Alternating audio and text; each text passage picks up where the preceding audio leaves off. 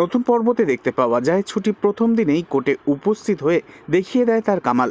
ছুটিকে অভি নিজের personal assistant বানিয়েছে, তাই এবার থেকে অভির প্রত্যেকটা কেসের ব্যাপারে ছুটি অভির সাথেই থাকবে।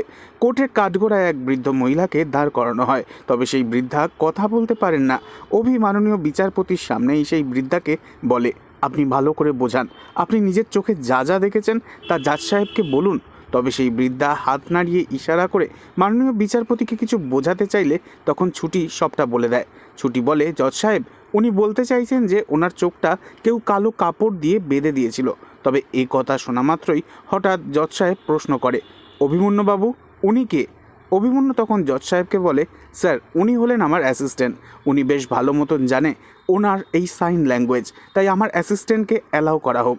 এরপর মাননীয় বিচারপতির সামনে ছুটির হাতটা ধরে অভি, আর ছুটির মনে সাহস জন্মায়। তবে কি এভাবেই আগামী দিনে অভির প্রত্যেকটা সমস্যায় ছুটি তার বুদ্ধি দিয়ে করবে বাজিমাত?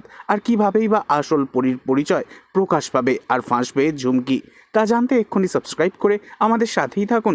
ধন্যবাদ।